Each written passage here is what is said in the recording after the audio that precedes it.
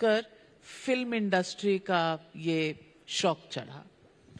फिल्में देख के मैं बचपन से ही मेरी फैमिली में या मुझे बहुत शौक था फिल्में देखने का। और आई डोंट नो, मतलब मैं कोई भी फिल्म नहीं छोड़ता था मैं।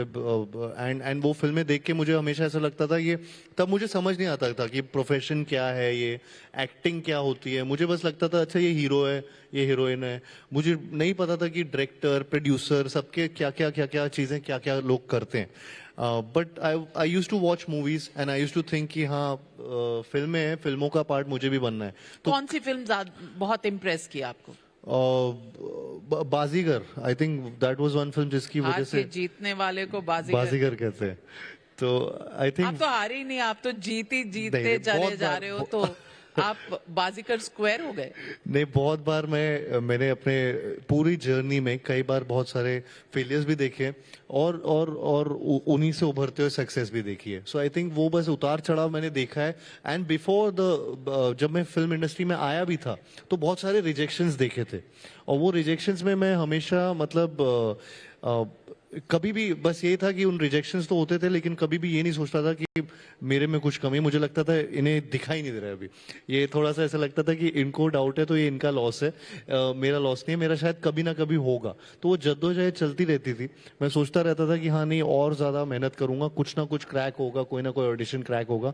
एंड फाइनली प्यार का पंचनामा जो पहली फिल्म थी मेरी, उसका ऑडिशन क्रैक किया था। 2-2.5 साल मुझे लगे थे वहां तक ऑडिशंस में, रिजेक्शन रिजेक्शन रिजेक्शन सुन सुन के। एंड फाइनली ये हुआ मेरी लाइफ में। बट घर में कभी स्ट्रेस होता था? बिकॉज मम्मीज नॉर्मली होती हैं कि भाई मेरा बेटा इंजीनियर बनने चाह रहा था, अब ये फिल्मों का भूत कहाँ से? उनको तो बताया नहीं था मैंने। मैं एक्चुअली उनके हिसाब से डीवाई पाटिल नवी मुंबई में पढ़ाई कर रहा था और बीटेक कर रहा था अपना। मैं यहाँ आया ही ये फैमिली को बोल के, क्योंकि मैंने एग्जाम सारे उन कॉलेजेस के दिए थे जो नवी मुंबई या मुंबई के आसपास हों, तो ताकि मैं ऑडिशंस दे पाऊँ, इंडस्ट्री के पास आ पाऊँ।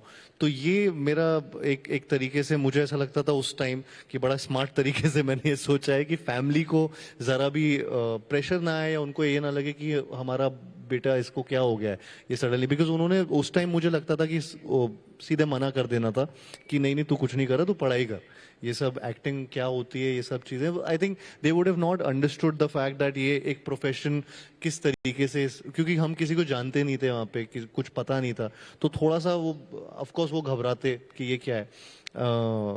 तो मैंने एग्जाम्स दिए थे वो कॉलेजेस के, और उसमें से एक था डीवाई पाटिल कॉलेज। और जिस कॉलेज में मेरा दाखिला हो गया उसकी एंट्रेंस एग्जाम मेरी क्लियर हो गई। एंड देन मैं यहाँ नवी मुंबई में रह रहा था, वहां से मैं लोकल ट्रेन में मतलब ट्रैवल करता रहता था नवी मुंबई टू मुंबई। ऑडिशंस ढूंढता था गूगल में या फेसबुक पे, सर्च इंजन में डाल के कि एक्टर्स रिक्वायर्ड, या auditions for ads, auditions for films, ऐसी चीजें ढूंढता रहता था रैंडमली। उनमें से जो भी चीज निकलती थी वो चीज में मैं डायरेक्टली पहुंच जाता था अगर किसी ने इंटरनेट पे डाला होता था। तो मुंबई में बहुत ऐसे ऑडिशंस होते थे और वहां पहुंचता था। और and it took you 2 years?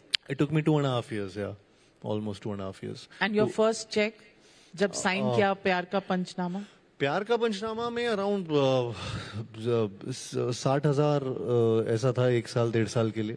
और 60,000 जी रुपए? हाँ। कभी ड्रीम किया था कि एक दिन रेंज रोवर आएगी मेरे पास? ड्रीम तो किया था मैंने, और बहुत बहुत सॉलिड तरीके से ड्रीम था मेरा कि हाँ नहीं, मुझे ये ऐसे कार्स खरीदनी है, या फिर मेरा ये रेंज रोवर खरीदूंगा किसी दिन, या फिर कुछ ना कुछ ड्रीम कार होती है लैम्बोर्गिनी, ये सब चीजें थी।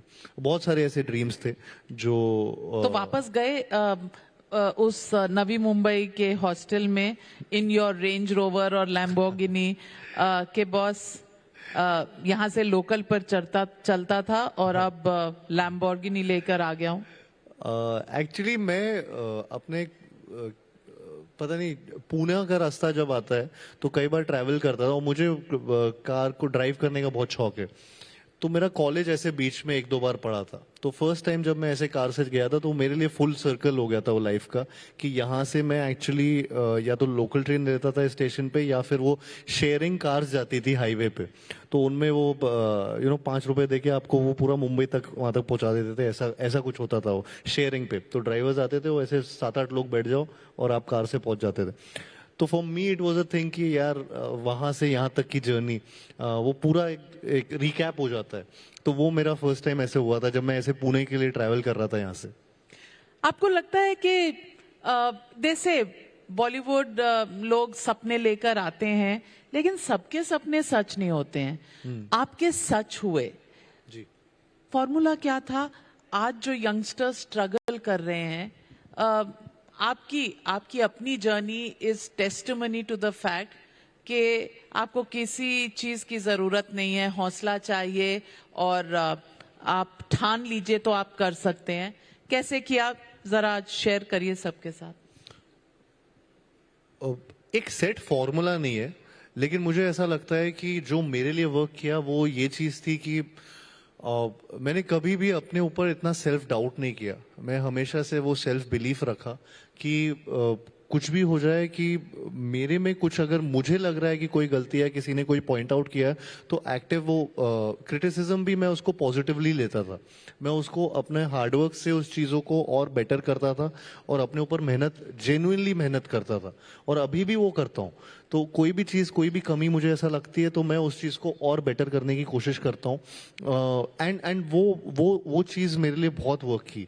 तो जब मैं ऑडिशंस पे जाता था हमेशा ये सुनता था कि you are unfit for this role, या फिर नहीं, आप लाइन से भी निकाल देते थे। वो लाइन में भी नहीं खड़े होने के लिए टाइम होता था, बिकॉज हम लोग बहुत सारे लोग आते थे ऑडिशंस के लिए। उसमें से वो ऐसे होता है ना कि अनवांटेड लोगों को हटाओ, तो उनमें से मैं भी एक होता था।